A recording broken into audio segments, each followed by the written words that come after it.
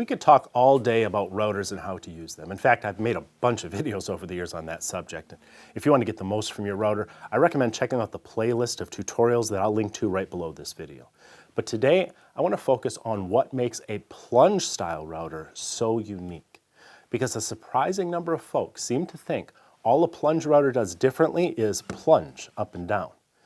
They seem entirely unaware of what exactly makes this type of router so special and how to take advantage of its unique features in their projects. So hopefully this video will change all that. If you weren't aware, some routers feature fixed bases and some feature plunge bases. A fixed base router is one where you adjust the cutting depth before you begin. Then you lock that depth in place, then you cut. A plunge base router, on the other hand, allows you to adjust the depth while you're cutting by pushing the motor down on a pair of spring-loaded posts. These spring mechanisms offer some resistance, so you can make a controlled plunge into the workpiece. There are a lot of reasons why you may want to do this. For example, you may wish to cut a mortise or an inlay or some other recess away from the edge of a workpiece. This can be done by tipping a fixed base router into the cut. But it's easier and safer with a plunge router since you can keep the base flat on the workpiece at all times. There are many other ways that you would want to use that plunging mechanism, but perhaps one of the best features of a plunge router is also its most underutilized. I'm speaking about the depth stop. I'm often amazed at how many woodworkers don't know how to use their depth stop, but it is really a game changer if you take a minute to figure out what it's all about. Imagine you want to cut a profile on the edge of a workpiece. Normally you'd set your depth by placing the flat cutter on the edge of the board, and when it looks like it'll cut the whole profile, you just lock it in place and cut. But it is not always a good idea to cut the whole profile in a single pass. That might lead to some chip out along the edge or at least a slightly rough cut. The depth stop changes that. After locking the bit at full depth, rotate the depth stop and set the rod on one of the lower steps. As long as you don't move the rod, your full cutting depth will remain assigned to that step. This makes it possible to release the plunge mechanism, rotate the stop, and utilize the higher steps to make a series of shallower cuts, working your way down to the full depth on that lower step again.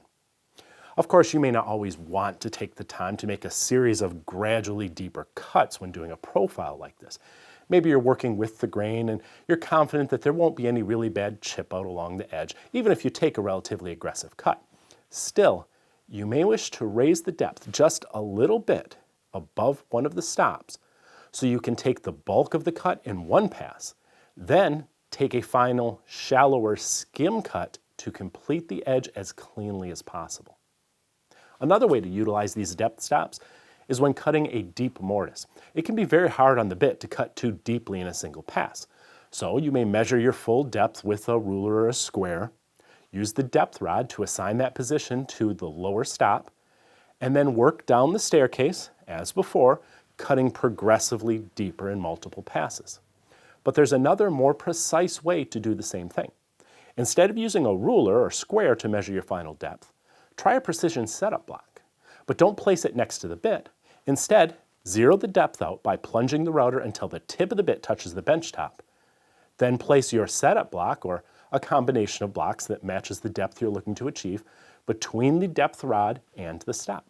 You can even add feeler gauges or paper to achieve a very precise measurement. Once the rod is locked in place, you can plunge to that precise depth either all at once or work down to it through the steps as before. If you need some precise setup blocks, I'll link to the ones I use below this video. They aren't that expensive, but they come in really handy all over the shop. Sometimes though, the best way to set a plunge router is to use what you're working on itself. Take this hinge for example. If I want to route a hinge mortise that's precisely as deep as the hinge leaves are thick, I can zero out the router with the end of the bit on the bench top as before, then place the hinge between the depth rod and the stop as I lock it in place. Now my router will plunge to that precise depth and I can route my hinge mortise. This also works with inlays such as bow ties or anything else that must fit in a recess flush with the surface of the wood.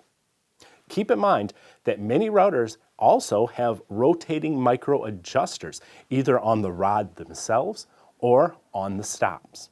This can be used to make really fine adjustments and is particularly handy when doing hinges and inlays. Now, check this out. At first glance, you may be taken aback by the tool's stunning form or its exceptional heirloom quality. But the most common phrase heard in the workshops of Bridge City tool users across the world is, "Huh, why didn't I think of that?" Clever ideas, innovative features, uncompromising quality. Visit bridgecitytools.com today to see for yourself.